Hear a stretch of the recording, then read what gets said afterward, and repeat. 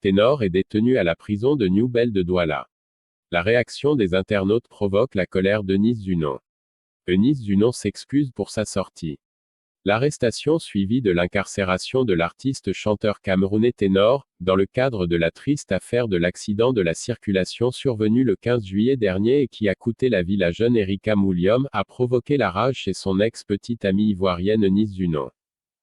En effet, les différentes réactions des internautes sur l'incarcération de Ténor à la prison de New Bell de Douala ont été mal perçues par la blogueuse Eunice Zunon.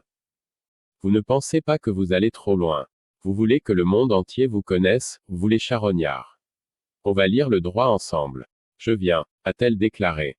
Cette sortie n'a pas été du tout appréciée par les fans qui ont violemment réagi en commentaire au post de l'amoureuse de Ténor. Ferme-la. Normalement tu devrais avoir compassion de la famille qui a perdu sa fille. Ferme-la, retoque un internaute. Et quelques minutes plus tard, cette dernière s'est rétractée en supprimant son post. Elle fait une nouvelle sortie pour présenter ses excuses et justifier sa précédente sortie par « le choc » ressenti suite à l'arrestation de Ténor. Je suis désolé d'être un être humain. Le choc que vous m'avez causé avec vos posts avec la plupart violents alors que je m'apprêtais à aller au sport après ma prière, m'a fait réagir sur le coup, d'autant plus que je n'arrivais pas à avoir la famille au téléphone. J'ai même oublié que je suis une femme de prière. Le choc m'a fait oublier que je suis une femme de prière. Le choc m'a fait oublier la grande charge de la justice aussi. Le choc, le choc, le choc. Je suis désolé d'être un être humain et de me tromper. S'est exprimé Eunice Zunon sur son compte Facebook. Voici comment Ténor s'est retrouvé à la prison de New Bell. Selon les premières informations dont dispose la rédaction de Cameroun Web, celui qui est surnommé Mister le NFIANG le Way le Yamo, a été arrêté suite à une plainte du collectif d'avocats de la famille de Erika. Ce collectif est composé d'avocats camerounais et d'un avocat belge. Ils ont déposé plainte contre l'artiste pour homicide involontaire et conduite en état d'ivresse. Après avoir démenti une première fois son implication directe dans l'accident qui a coûté la vie à Erika, 22 ans, Ténor aurait selon une source proche du dossier, a avoué dans le procès-verbal qu'il était au volant de la voiture et qu'il avait bu. Comment Ténor a tué Erika?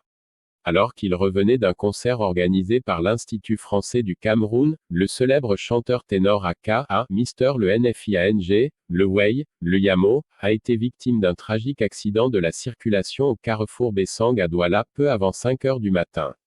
La voiture qui roulait à tombeau ouvert a pris feu après avoir fait un vol plané, apprend-on alors. Très vite, les premiers bilans annoncent le décès d'une jeune fille de 22 ans, et 3 blessés, dont Ténor. Les victimes sont alors évacuées à l'hôpital La Quintini. Rapidement, les images du véhicule calciné font le tour de la toile, et des interrogations naissent sur les circonstances de ce drame. Ébriété et excès de vitesse. Selon les premiers témoignages, le chauffeur de l'artiste aurait perdu le contrôle alors qu'il roulait à vive allure au moment de l'accident. Une version corroborée par le manager de l'artiste qui dans un communiqué révélera que, le chauffeur du véhicule aurait pris fuite. Face à cette version qui semblait improbable, les langues se délient. C'est Ténor qui roulait, révélera un témoin interrogé par Equinox TV. En effet, l'auteur du tube, Do le Dab, a été extirpé du siège conducteur par des secouristes de circonstance, arrivés quelques instants seulement après sur le lieu de l'accident. Une version qui contredit celle de son manager. Après son concert à l'Institut français du Cameroun, Ténor aurait participé à une soirée bien arrosée. Une soirée au cours de laquelle l'alcool a coulé à flot jusqu'à l'aube. C'est donc en état d'ébriété que Ténor prendra le volant de sa voiture, en compagnie de la victime, Erika, ainsi que 2 autres passagers. Roulant à vive allure et en ébriété, Ténor rate le carrefour et heurte un poteau.